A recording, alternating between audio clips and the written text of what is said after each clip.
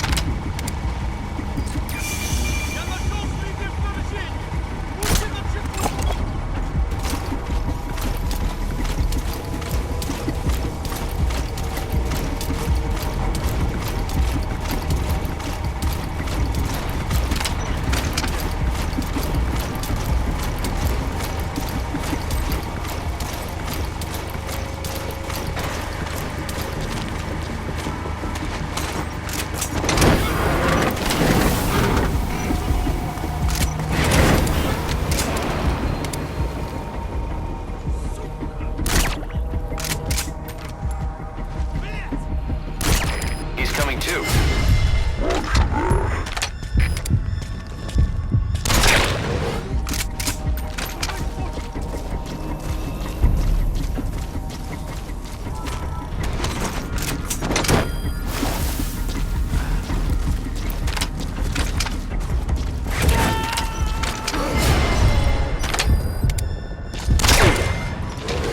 Subject on board. Leave the rest to us.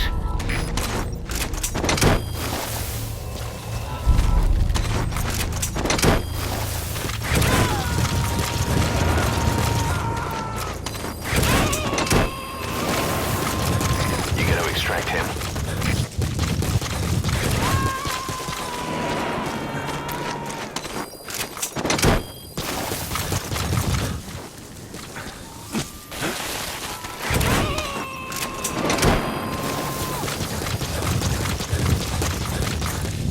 Subject on board. Leave the rest to us.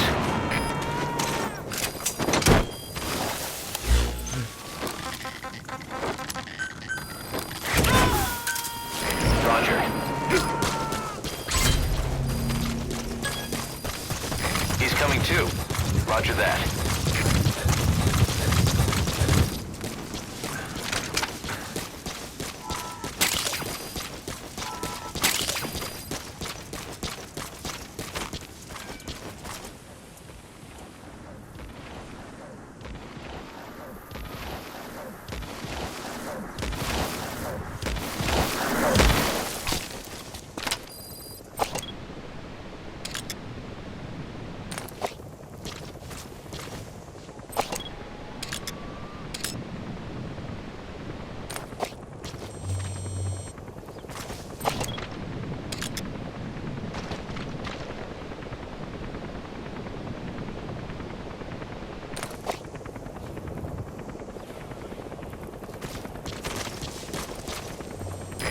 This is B-Quad. Arriving shortly at LZ.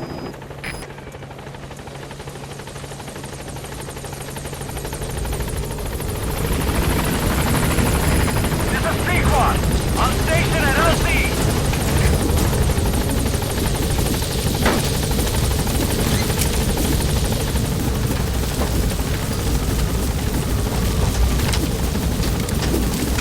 Gaining altitude.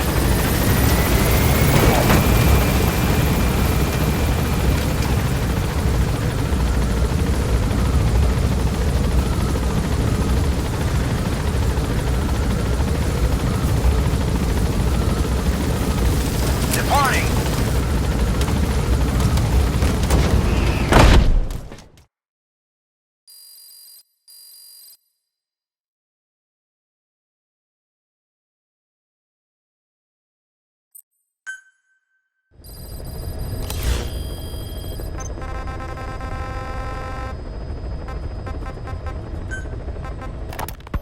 The rise of the vocal cord parasites goes back approximately 300 million years to the Permian period. At that time, they were not even parasites, but predatory autotrophs. They are believed to have been the common ancestor to the Pentastomida and the Cyclops genus of copepods. However, Earth's environment underwent a violent change at the end of the Permian period. The cause is unclear, but evidence suggests that over 90% of the Earth's organisms at that time died out. The most pronounced threat to the protoparasites was the severe reduction in oxygen concentration. The result was cladogenesis, a splitting that gave birth to a new strain that could parasitize other organisms' respiratory apparatus. This survival tactic helped lower their oxygen consumption, and inhabiting the throat kept them securely in contact with inhaled air. The best survivors were those that parasitized the reptiles that flourished at the time. Entering the Triassic period, the reptiles evolved into dinosaurs, and the protoparasites shared in their success. Dinosaurs developed respiratory organs called air sacs to adapt to the low oxygen environment. These in particular helped the protoparasites thrive. But another trial awaited them. The end of the Triassic period saw another drastic change in the Earth's environment. For most parasites, the male and female take the same host. Many are, in fact, hermaphrodites. Originally, the vocal cord parasites were as well. But for any strain to ride out a severe environmental change, it must secure a steady pool of genetic diversity. Another split. Now the newest strain procreated with mates found in other hosts. And in order to increase its encounters with those mates, the new strain utilized the voice of its host. They came to inhabit the host's vocal cords. This truly was the birth of the vocal cord parasite. The parasites developed the host's pharynx to form resonating chambers and used them to produce sophisticated mating calls. The relatively upright posture of the dinosaurs was important in this, because the crooked L-shaped pharynx was more suited to the development of resonating chambers. These developments ushered in a time of great prosperity for the parasites. But for the third time, the parasites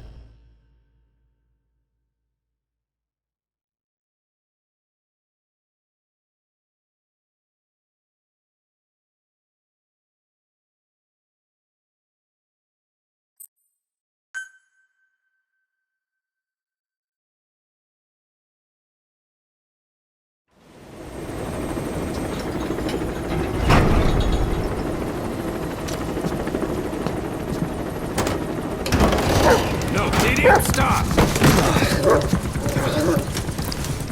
Steak. Well, that would explain it. Sorry. Guess I've been away a while. Shouldn't be such a stranger. Such a bad example for the men.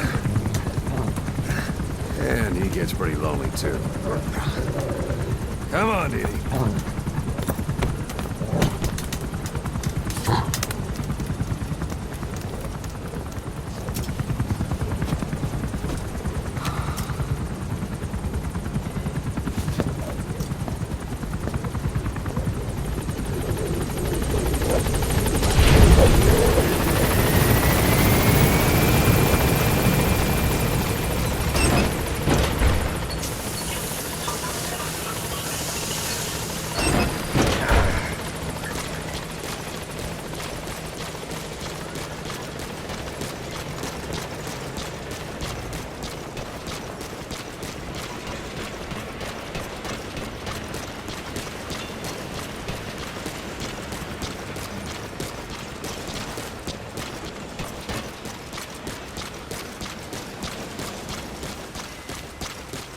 Boss, welcome back.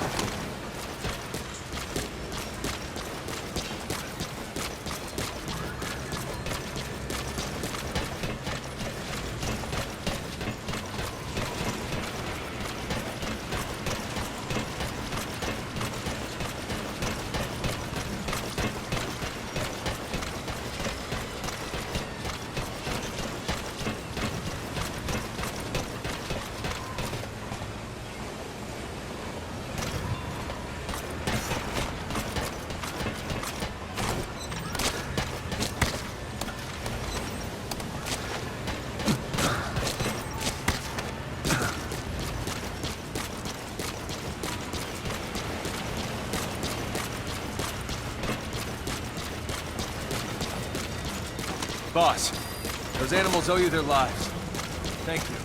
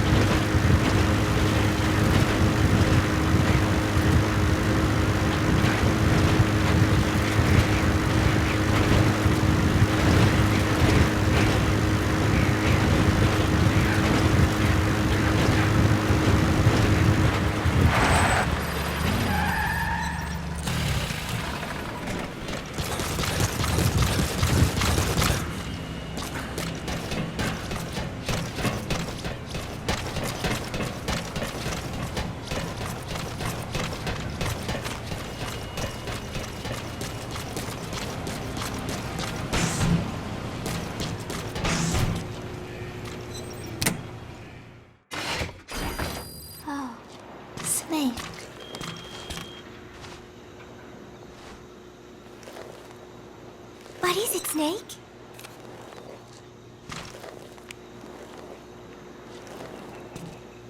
The Costa Rican Sea. It is so beautiful.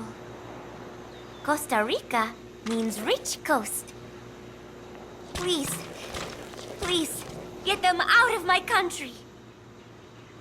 Them? Huh? Who was I thinking of? It was... And then I... No, that is not right. But I am an angel of peace. I am a student. I'm sorry, Snake. My head hurts. Could you let me rest?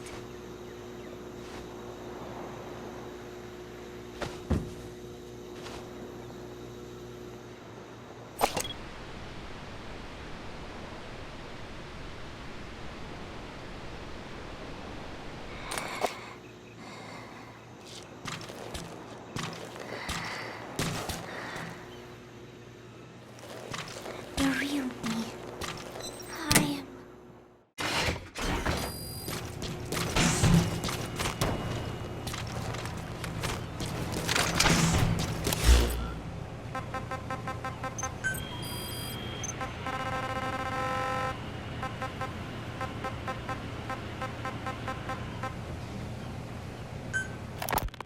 We finished decoding the informant's report. That floating kid we've run into a few times now. Looks like he was a test subject in clinical experiments. The Soviets called him the Third Boy. The Third Boy was brought to a lab on the outskirts of Moscow from Czechoslovakia, after which he was due to be sent to a research center in Leningrad, then Siberia, and finally an academic town in Novosibirsk. It doesn't appear that the researchers witnessed the talents we've seen from him, but nevertheless he was quite the popular subject. His latent cognitive abilities suddenly awoke en route to Moscow. According to the report, the Third Boy was easily influenced by other individuals' biofields. Evil thoughts, in particular. They affected his mind like a virus. Extreme anger or resentment, motives for revenge, in other words. Now, during the transport flight to Moscow, the boy was exposed to a powerful mental energy field coming from a certain individual. Ever since, being conscious of his powers, he's become a sort of energy generator. What's unique about him is the way his acute telepathic abilities get taken over by another person's will.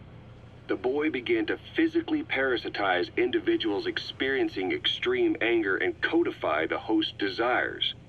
This includes amplifying the host's natural strengths. Or, in accordance with the host's desires, he can also implant program code in another individual, making them a puppet, essentially. Human neural synapses transmit weak electrical currents between neurons. These electrical currents, though at a level difficult to observe, warp the magnetic field outside the body. The Third Boy is able to pick up these weak fluctuations.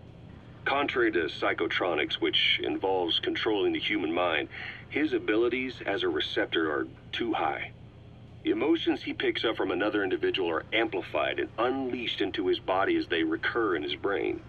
They turn into microwaves, which then affect the physical world, triggering paranormal phenomena like the spontaneous combustion of organic matter or psychokinesis, moving an object without touching it. There's one other thing. While he's parasitizing a host, the boy's ego gets shut away, allowing the will of the host to take control of his powers. Like... I finally had a decent draft of the lyrics, so I showed them to Professor Galvez first. He liked them. He said I had done a superb job capturing the sense of a young girl's troubled heart. There were one or two lines I thought needed brushing up, so although he said lyrics aren't my specialty at first, he gave me some advice. Everything he said made perfect sense. When I tried putting in his changes, they made the song feel deeper, more sincere. That is the professor for you. He always has the answer. With the lyrics finished, I was ready to show Miller. He does not often take things seriously, but all of a sudden, he was saying, "Huh? Roger. You have the soul of an Enka songwriter." And I did not even listen to Enka all that much. Maybe I am pretty talented after all. But still, it took so much time to write the lyrics that there is hardly any time left to rehearse before Peace Day. The three of us rushed into the makeshift practice studio on Mother Base to see how we sounded together. Miller strummed away with a big smile on his face. I sang the main melody, and Professor Galvez improvised a backup melody. I know the professor is smart, but is there anything he cannot do? And Miller's guitar playing sounded a lot better now that he stopped singing. But I can hardly criticize his voice. I thought I had learned the song well enough listening to the tape as I wrote the lyrics, but I had trouble with the pitch and kept missing the rhythm. I have to practice, but there's almost no time left. It is just 3 days until Peace Day. Wait, I thought there were 3 days left before. I went and checked today's date with Miller and the professor. The date has not changed. It is the same day. Something is strange. Am I reliving the same day?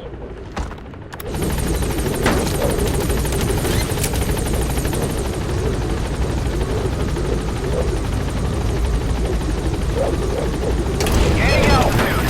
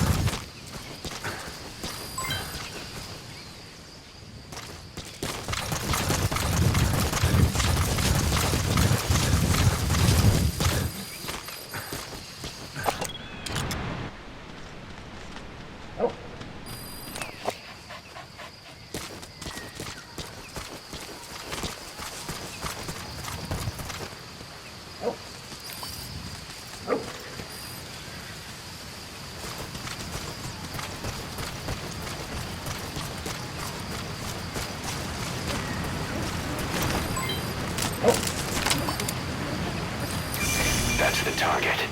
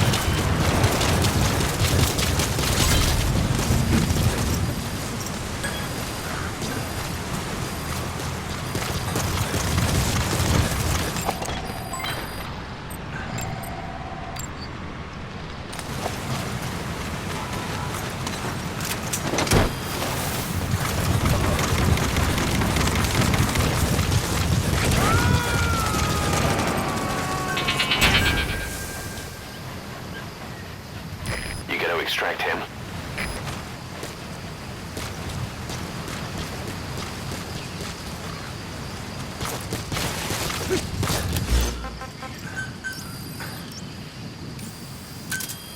Roger.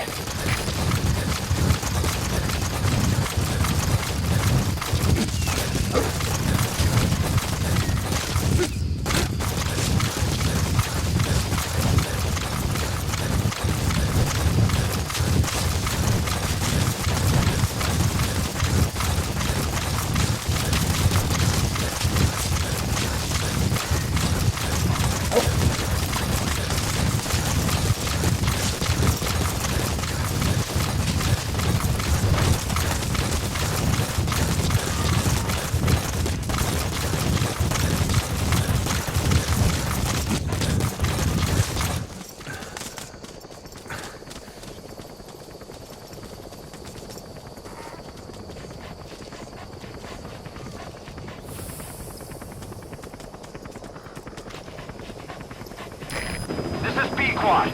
Arriving shortly at LZ.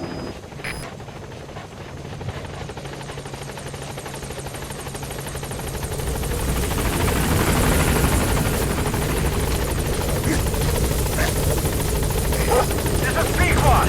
On station at LZ.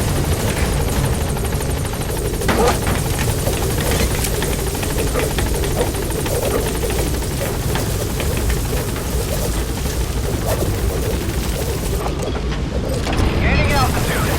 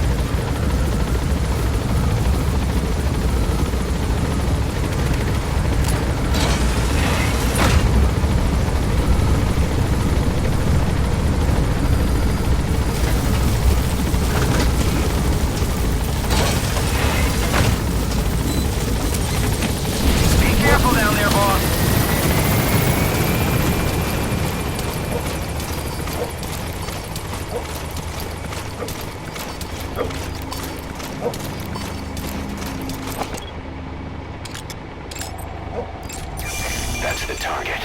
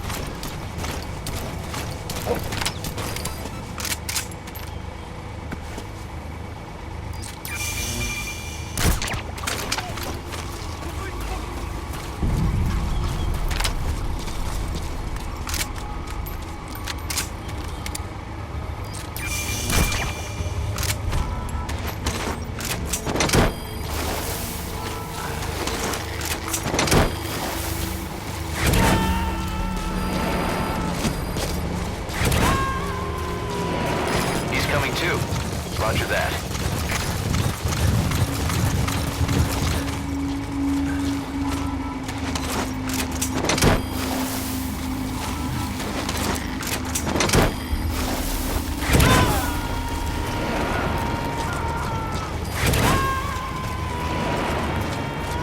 You gonna extract him?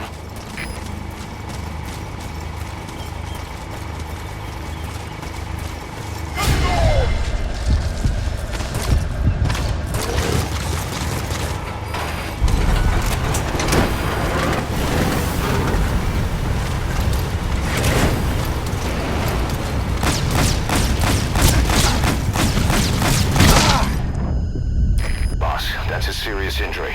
It won't heal on its own. You'll need to treat it with first aid.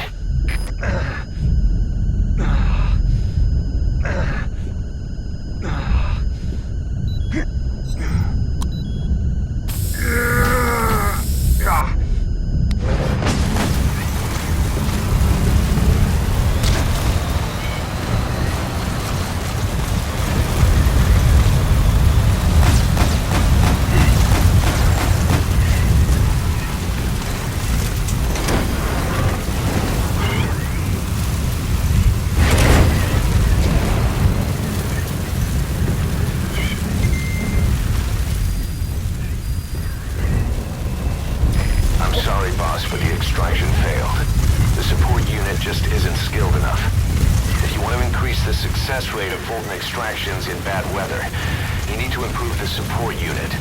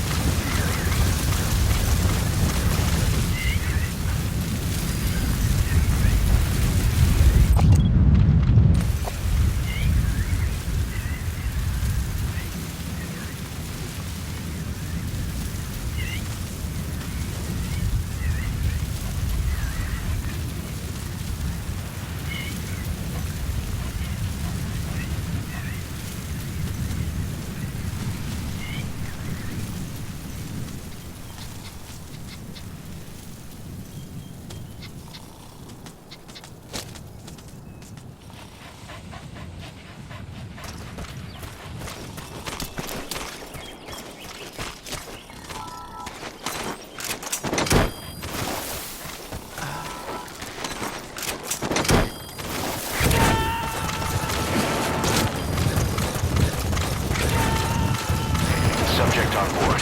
Leave the rest to us.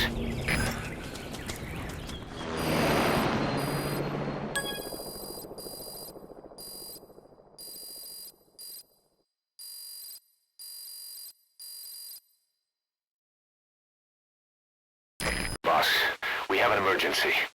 There's been another outbreak of the vocal cord parasites on the base. Several men are dead. It started in the laboratory on the quarantine platform where the radiation leak occurred. I'd only just deployed the security team. I've sent in a rescue team to help, but they haven't returned. Boss, I need you on this. Come back to Mother Base ASAP.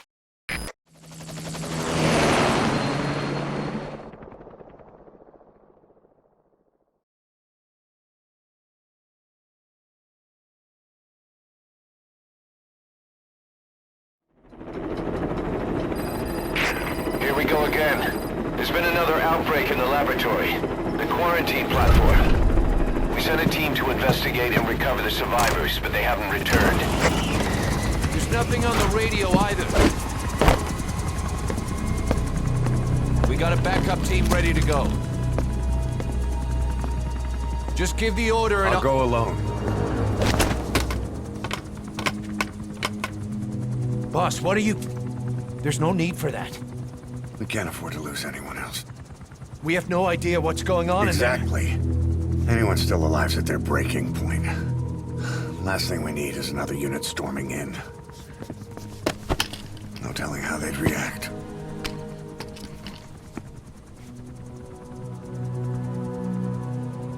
Fine. First off, check how much the infection has spread. Rescue comes next, after we know the situation. When you're ready to move, just use the iDroid.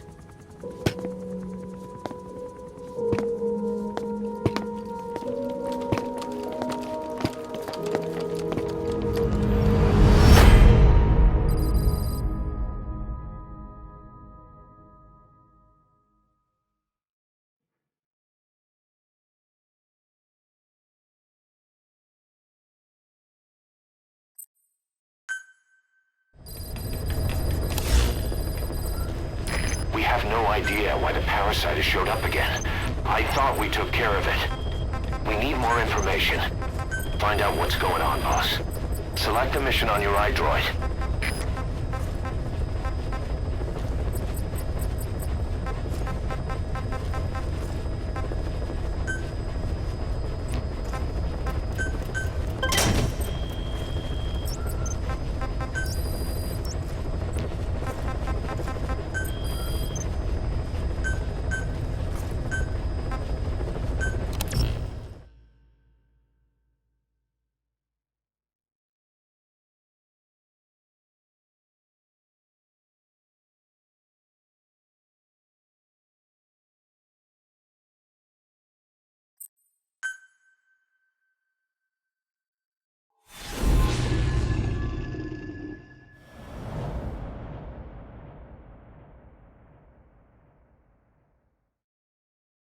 Boss, let's go over the situation again.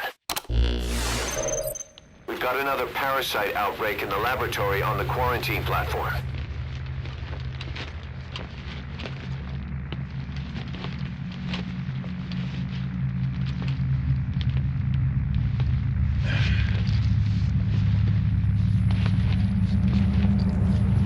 What is this? No idea.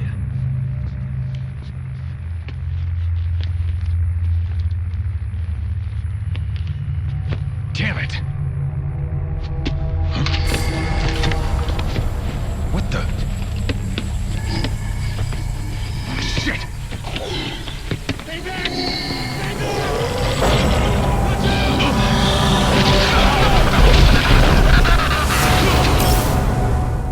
We've sealed all the exits to keep it from spreading. No one's getting out.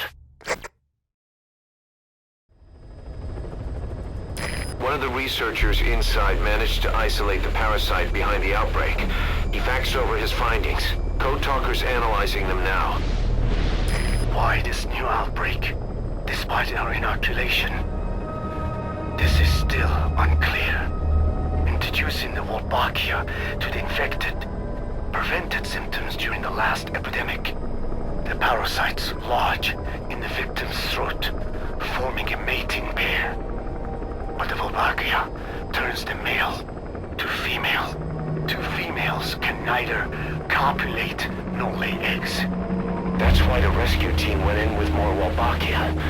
But the outbreak still isn't under control. They should not be capable of laying eggs. Yet, we have a new outbreak. And the Wolbachia have no effect. I pray this is not some new strain. If it is, Then someone may have brought it here. If there's a spy running around. for now, we must focus on discerning the outbreak mechanism. The cases show another alarming new development. It is now even more difficult to tell who is infected. The eggs propagate out of sight.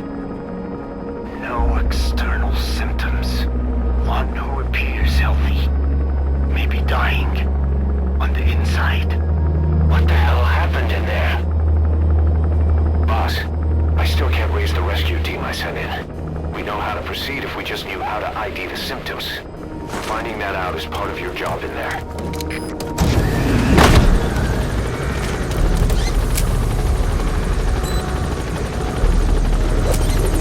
Here's the quarantine tent.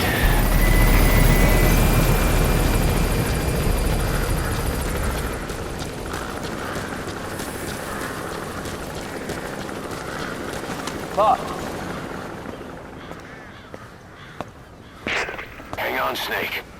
We've just had a transmission from inside. Here's the audio. It all makes sense now. I win. Where's it coming from? Unknown. It cut off before we could get a fix. It all makes sense. Think he means the parasite? No way to know. But right now, that's all we've got. Hopefully he can tell us something. We'll have to close the tent behind you, boss. Don't think the infection's airborne, but...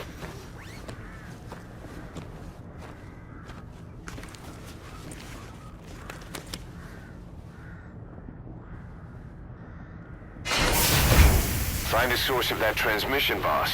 Find our man. You never know.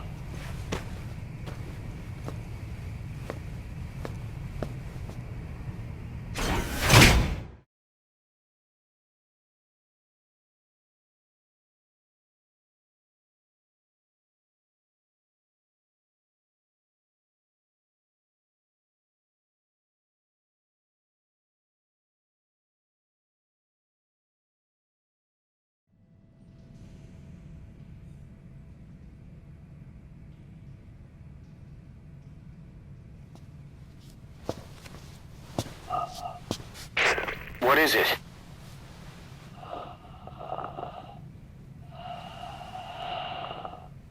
Something sweet. I can smell it even through the mask. The rescue team reported that too. Said it smelled like ripe fruit. We cannot allow the infection to spread. If anyone shows symptoms, you must put them out of their misery. That includes me.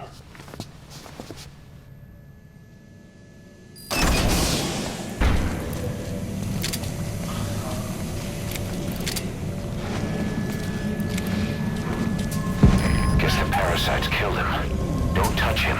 He's covered in blood.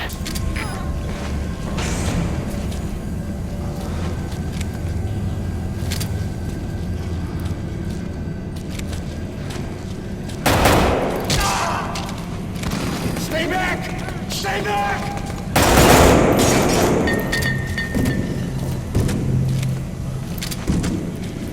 He's got a mask. He's with the rescue team. And the guy from before.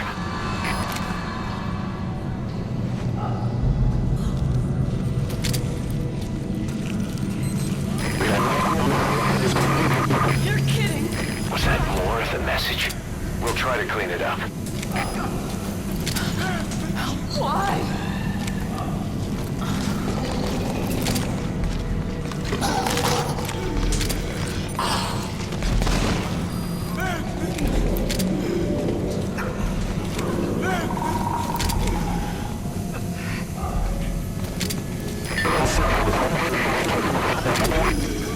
Another transmission.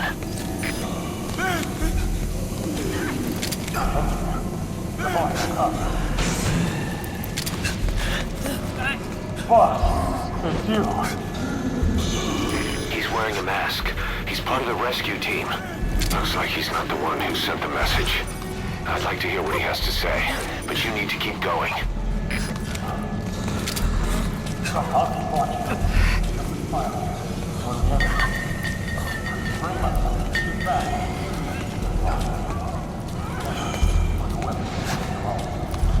Step aside, boss. Just one, boss. I can't die in this hell. I'm not infected. I can't be right. If I am, I don't want to go out like this.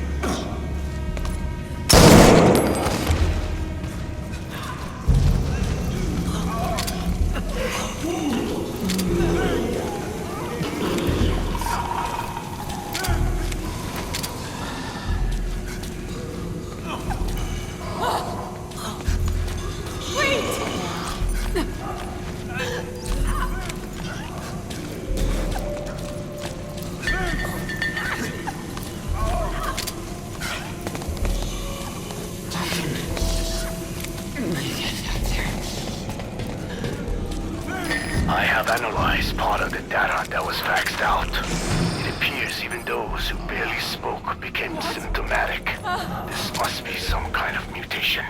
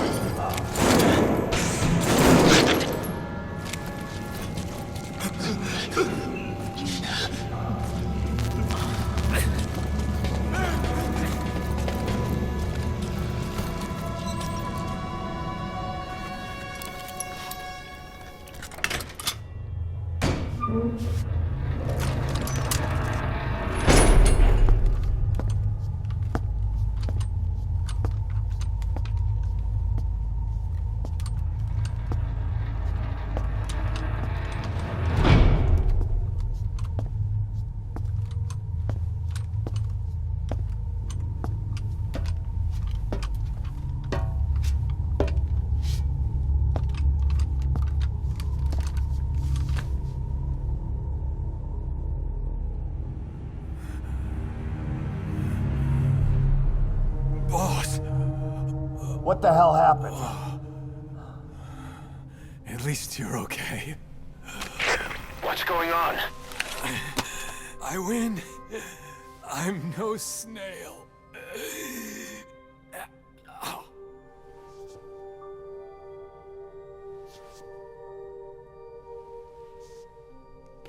Damn it.